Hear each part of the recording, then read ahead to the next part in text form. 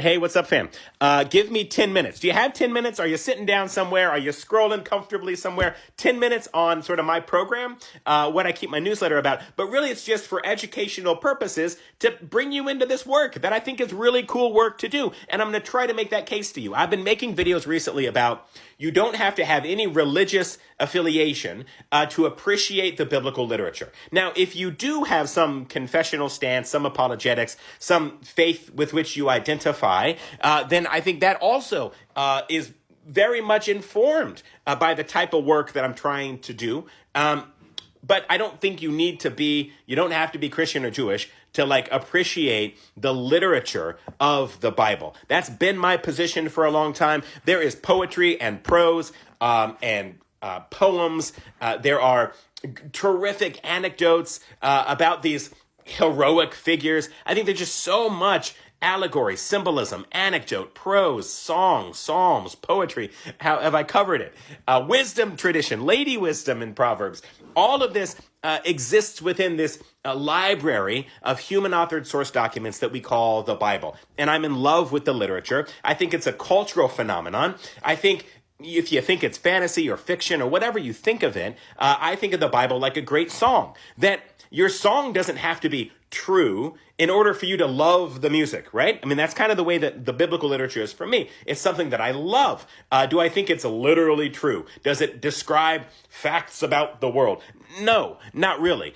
Are there some historical biblical things that match up with some extra biblical evidence? Sure, that exists. And moreover, can we look at the cultural context, the historical periods of development for some of the source documents of the biblical literature? Can we bring history to bear on our interpretation of the Bible? Yes. Does that mean the Bible is a history and we should understand it as history?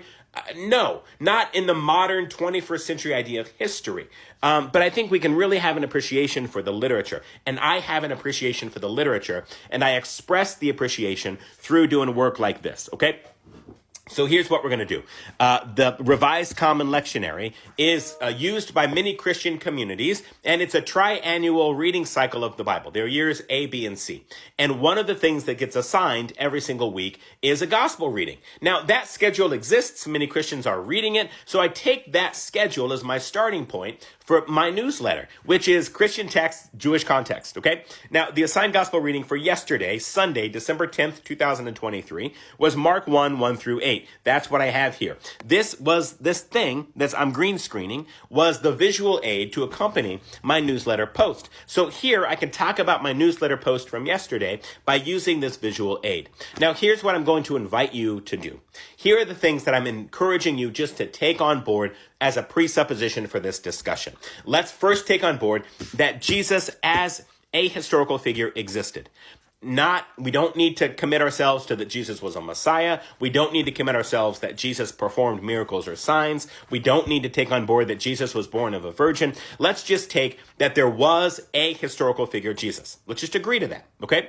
Then let's agree that that historical figure was living in the first part of the first century. Let's take that on board. Let's take it on board that that historical figure was living in Roman-occupied Judea while the temple stood in Jerusalem. Let's take that on board, okay? Those are historical things that you don't need any theology there. We're not making any theological statements. We're saying historical figure lived at this time while in Roman-occupied Judea and Samaria, and there was a temple that stood. Those are the things that I encourage you to take on board. Now, if you take things like that on board, then what we can do is we can read the Gospels and we can bring to bear on our reading of the Gospels the theology of Second Temple period Judaism. We can take on board the politics of Roman-occupied Judea. We can take on board the history of Jewish sectarian groups and their dialogue and rhetoric, like the Essenes, the Sadducees, the Pharisees, for example. I think all of that should inform the way that we interpret the gospel accounts. And all of that, I haven't necessarily said anything theological. I've said, here are the political groups, here's the setting, here's the historical context, here are the politics, right? All of that should inform our reading of the Gospels. I've said time and time again, you cannot understand Jesus and the Gospels without understanding Judaism, the politics of Roman-occupied Judea, and the Second Temple period.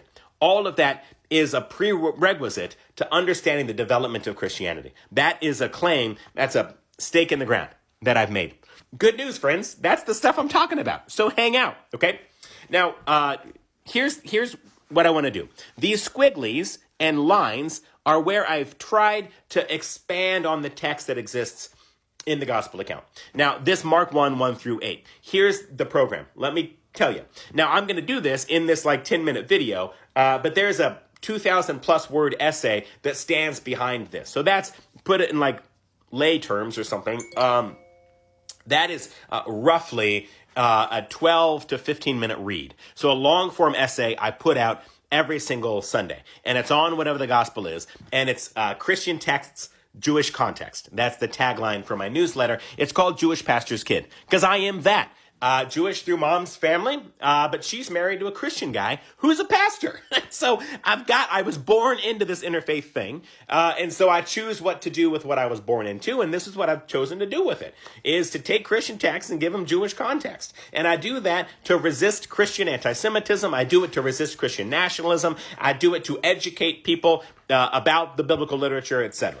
Now, Mark 1 through 8 begins the beginning of. Now, I think this is the Markan author throwing back to Genesis. Genesis begins when God began to create, and describes the circumstances that obtained when God began to create. That is myth, that God didn't create the world in 6 days. God didn't physically separate the light from the dark or the chaos into order and this stuff, right? These are myths by different source document traditions that had a view on the world and recorded the view on the world. And over a 1,000-year period, that view on the world and all the literature was assembled, compiled, edited, redacted, and brought together ultimately to the thing that we call the Bible, the Christian Bible, and the Tanakh, or the Hebrew Bible. So the beginning of.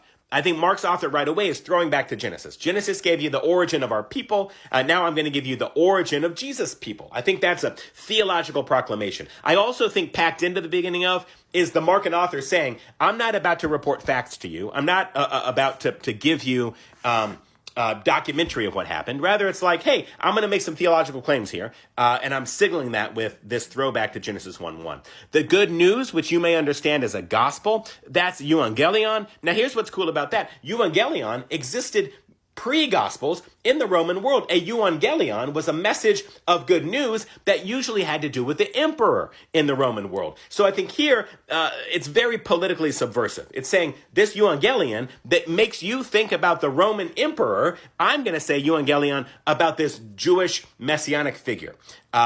That doesn't mean that you need to take Jesus as a messianic figure, but Mark's author certainly did. So there, we've got throwback to Genesis, and we got a connection with the Roman world in a politically subversive way, as it's written in Isaiah. So the gospel writers reached back into the prophetic tradition and pulled forward evidence. Nothing in the prophets points to Jesus. The prophets point to a Messiah, but Jesus didn't fulfill the requirements of the Davidic Messiah, which is why Jewish people don't take Jesus to be the Messiah.